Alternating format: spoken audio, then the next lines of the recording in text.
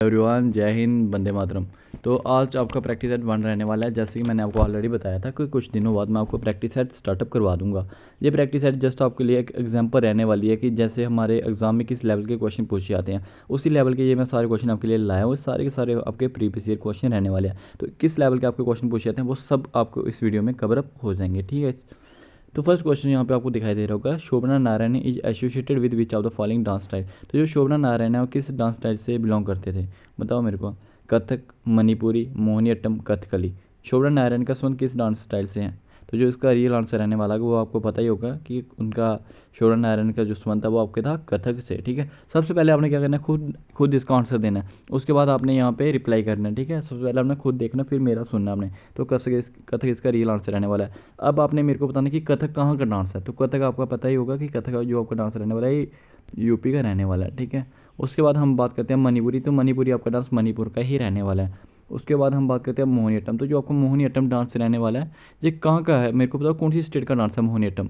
आपको पता होना चाहिए जो आपका मोहिनीअट्टम और कथकली डांस है ये दोनों के दोनों आपके डांस केरला स्टेट के रहने वाले हैं, ठीक है गाइस। तो ये आपको पता होना चाहिए कि ये दोनों आपके डांस केरला स्टेट के रहने वाले हैं। आई होप आपको पूरा अच्छे समझ आ गया होगा फर्स्ट क्वेश्चन। अब हम चलते हैं सेकंड क्वेश्चन की ओर। तो सेकंड क्वेश्चन यहाँ पे which is the first publish newspaper इन हिंदी। जो हमारा फर्स्ट पब्लिश न्यूज़पेपर हुआ था हिंदी में उसका क्या नाम था? क्या वो बंगाल गैजेट था, उदंत मार्टन था, मराठा था या अजय बाजार पत्रिका था? तो इसका आपने मेरे को रिप्लाई करना है, आंसर देना है कि कौन सा न्यूज़पेपर था जो हिंदी में पब्लिश हुआ था।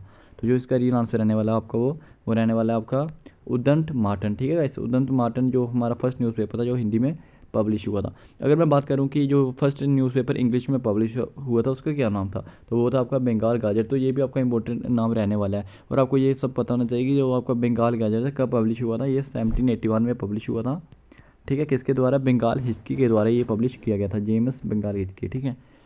तो अब हम चलते हैं नेक्स्ट क्वेश्चन की ओर। तो थर्ड क्वेश्चन आपको यहाँ पे आपको शो हो रहा होगा, Euro cup is related to which sport. जो आपका यूरो कप रहने वाला है ये किस खेल से संबंधित है यूरो कप?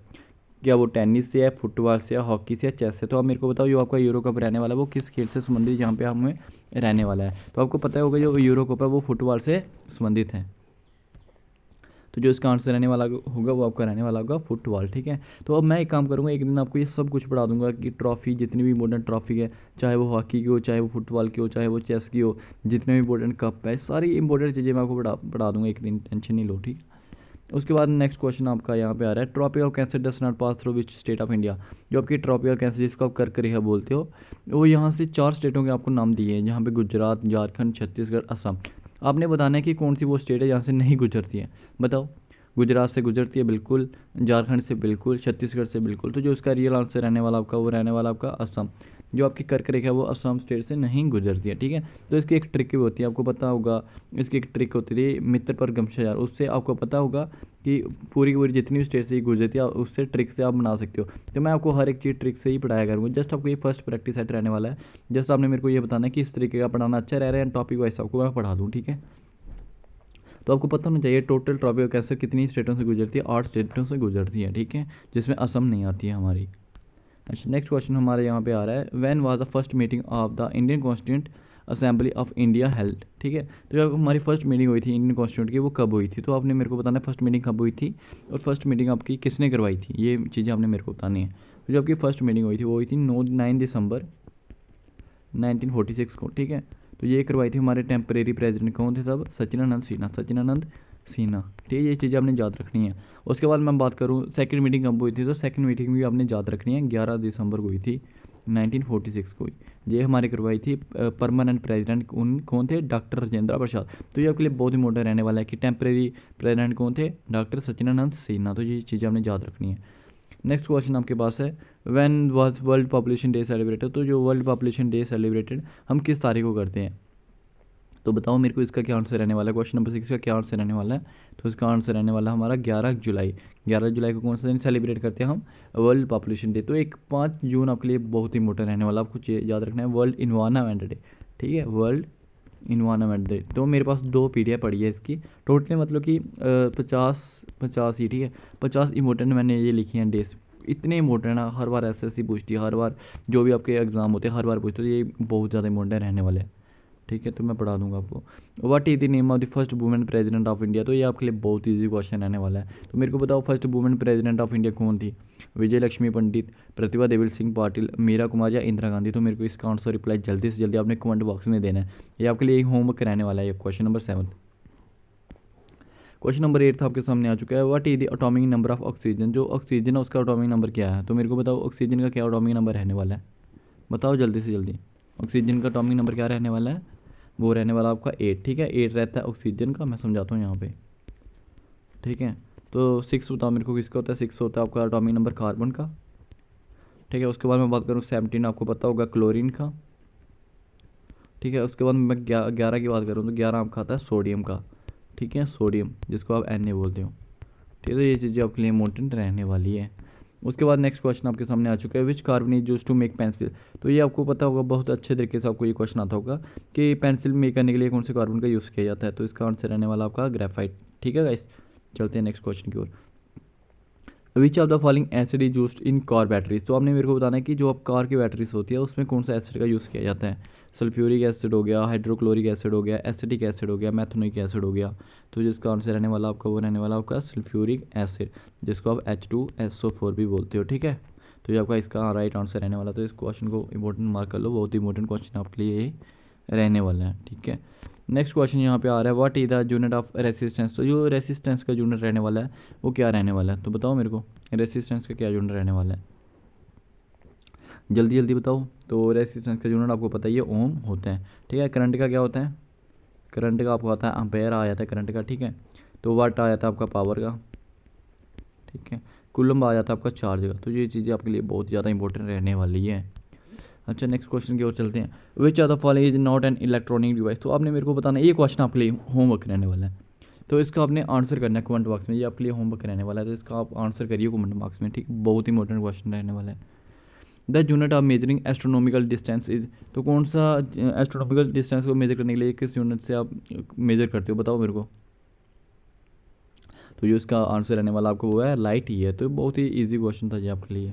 ठीक है गाइस, तो चलते हैं नेक्स्ट क्वेश्चन की ओर। Chemical formula of common salt, तो कॉमन सॉल्ट का केमिकल फार्मूला क्या होने वाला है, बताओ। क्वेश्चन नंबर 14 यहाँ पे आपके सामने स्क्रीन पे दिखाई दे रहा होगा। Chemical formula of common salt, तो कॉमन सॉल्ट जो है ना उसका केमिकल फार्मूला का क्या नाम है?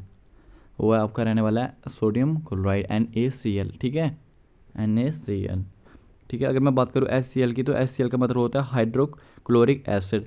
अगर मैं बात करूँ HNO3 की, तो HNO3 का होता है जो आपको होता है नाइट्रिक एसिड। ठीक है, कौन सा? Nitric acid. ठीक है, H2O तो हर किसी को पता होता है वाटर। ठीक है, तो HCl hydrochloric acid, NaCl sodium chloride. सारे के सारे आपके मैंने ये वाले डाउट्स क्लियर कर दिए। ठीक है, नेक्स्ट क्वेश्चन की ओर चलते हैं। नेक्स्ट क्वेश्चन आपका रहने वाला है 50 number. The speed of sound measuring, जो साउंड की स्पीड होती है वो किससे मेजर करते हैं? तो बताओ, अब कई लड़के ना इसका आंसर क्या लगाएंगे पता है आपको? इसका आंसर लगा देंगे डेसिबल, लेकिन इसका रियल आंसर डेसिबल बिल्कुल भी नहीं रहने वाला। ठीक है, तो इसका आंसर है वो आपका मीटर पर सेकेंड। मीटर पर सेकेंड से अब क्या करते हो, साउंड की स्पीड को मेजर करते हो। क्वेश्चन नंबर 16 आपके सामने स्क्रीन पे आपको दिखाई दे रहा होगा। Which is the first metal used by human on earth, बताओ कि जो ह्यूमन ने फर्स्ट मेटल यूज़ किया था वो क्या क्या नाम था उसका? आयरन था, गोल्ड था, एल्युमिनियम था, कॉपर था। ठीक है, बताओ इसका आंसर। क्वेश्चन नंबर 16, तो इसका आंसर रहने वाला आपका कॉपर का। ठीक है, क्या आंसर रहने वाला इसका? कॉपर का, जो ह्यूमन ने फर्स्ट टाइम यूज़ किया था। अच्छा, उसके बाद अब हम बात करते हैं थोड़े से मैथ्स के क्वेश्चन मैं लेकर आया हूँ आपके सामने। तो क्वेश्चन नंबर 17 आपका मैथ्स का क्वेश्चन रहने वाला है। अगर आप 495 को डिवाइड करते हो 6 से, तो जो आपका रिमाइंडर आएगा वो कितना रिमाइंडर बचने वाला है? करके देख लो। 495 को डिवाइडेड करो किससे? 6 से। ठीक है, बहुत ही ईजी क्वेश्चन है। सबसे पहले आपने खुद भी करना है। ठीक है, इस तरीके के आपके क्वेश्चन वहाँ पे पूछे जाते हैं, तो सबसे पहले आपने खुद इसको ट्राई करना है क्वेश्चन को, फिर आपने इसका आंसर देना है। ठीक है, करके देखोगे तो जब आप, तो 48 आता है, आपको पता ही है। ठीक है, 6 से 48 आता है। ठीक है, उसके बाद हम बात करते हैं 8 का। तो 48 के बाद एक आया नीचे, तो इधर से आया 5। ठीक है, तो 12 आता है यहाँ पे। 12 के बाद नीचे बचेगा आपका, इधर आपका 2, नीचे बचा आपका 3। तो जो उसका रियल आंसर रहने वाला आपको 3 इसका आंसर रहने वाला। तो बहुत ईजी ये क्वेश्चन आपके लिए रहने वाला था। ठीक है गाइस, अब हम नेक्स्ट क्वेश्चन की ओर चलते हैं। क्वेश्चन नंबर 18 आपके सामने दिखाई दे रहा होगा। 25% ऑफ 100, तो बिल्कुल ईजी क्वेश्चन है, बिल्कुल सा ईजी क्वेश्चन है ये आपके लिए। 25% निकालना है आपने 100 का, तो निकालो। बच्चों वाला क्वेश्चन है, इतना ईजी क्वेश्चन है। 25% ठीक है। 25%, परसेंट का आपको पता है, परसेंट बोलते हैं 100 को, ठीक है। ऑफ का मतलब क्या होता है, मल्टीप्लाई ऑफ 100, काट दो इसको, तो क्या आंसर आने वाला है 25, इसका आंसर आने वाला है।